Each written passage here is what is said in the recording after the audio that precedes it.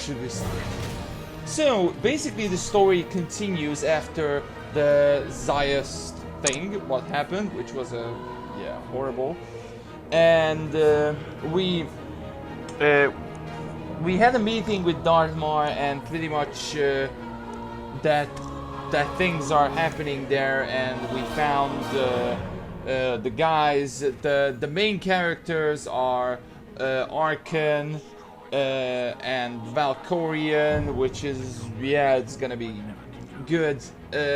I can't tell you much of the story. You have to see it. You have to see the story. All I can say is pretty awesome. These chapter things, what going on, and as you can see, when you're starting the chapters or one of them, it's just coming up to a good icon and things like that, and telling you what's in it, pretty much, or something like that.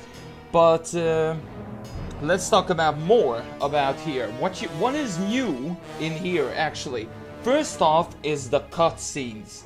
I don't know if you noticed, but pretty much every time you going in and play a story and things like that, all the cutscenes are just pretty much, one line, one ship going to one place, and that's it. Now we can see new moves to the camera and new angles and stuff like that.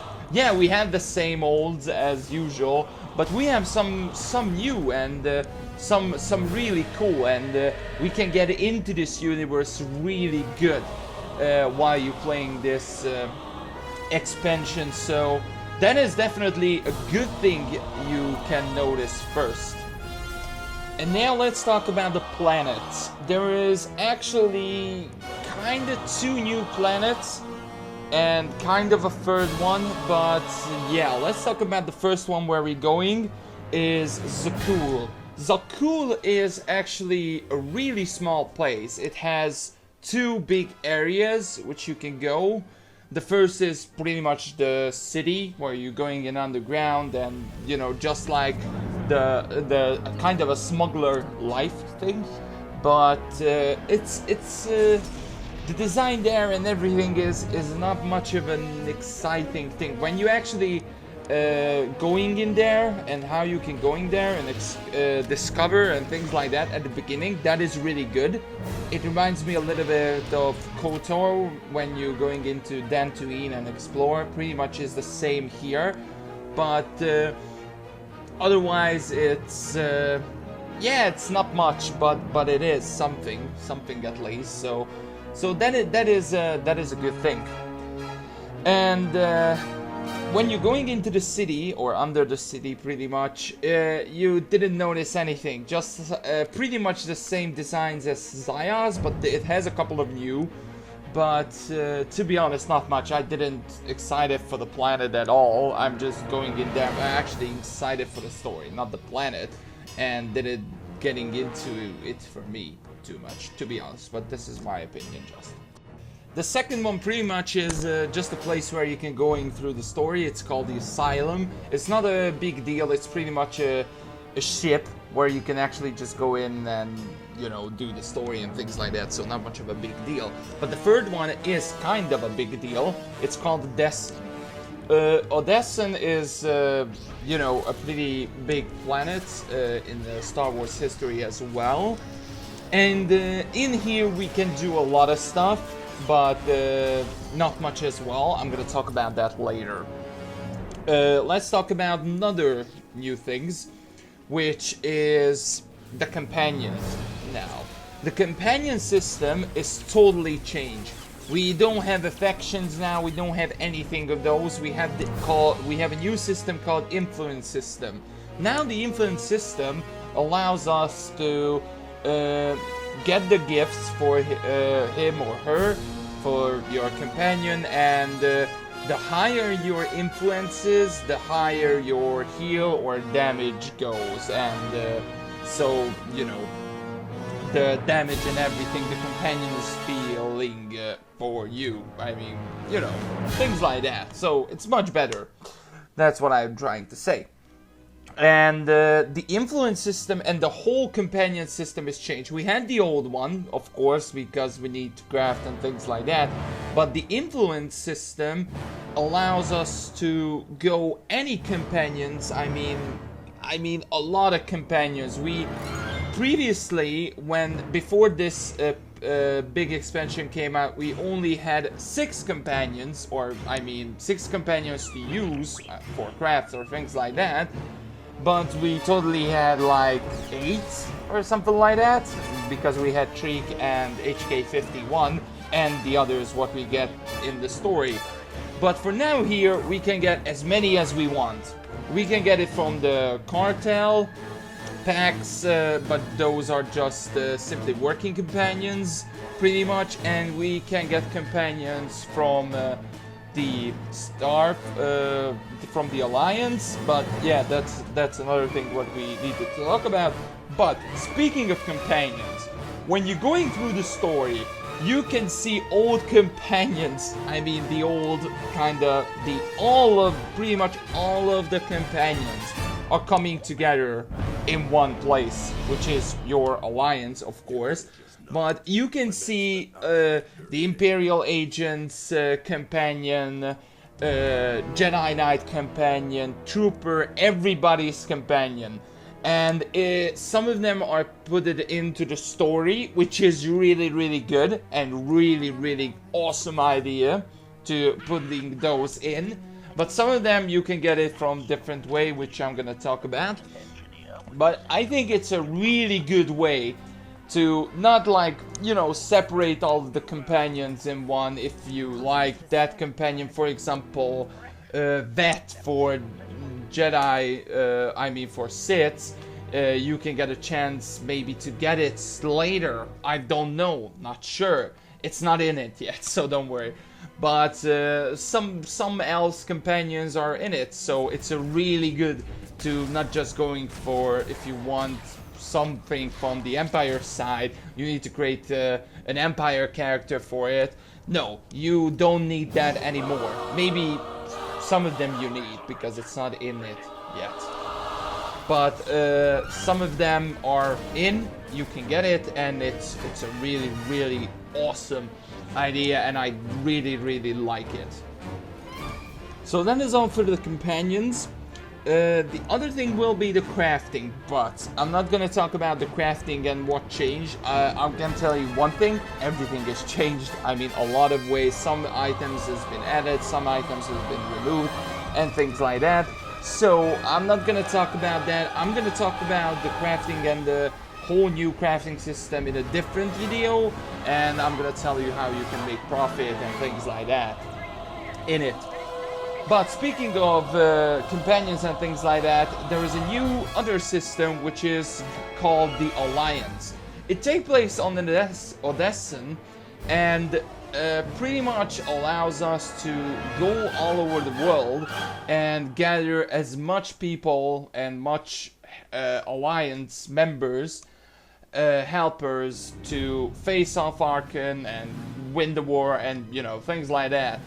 And the good thing is we have 4 specialists. The 4 specialist is pretty much what we saw back in the day. The Voss one is, we saw her on Voss someplace. I don't know, I don't remember exactly where.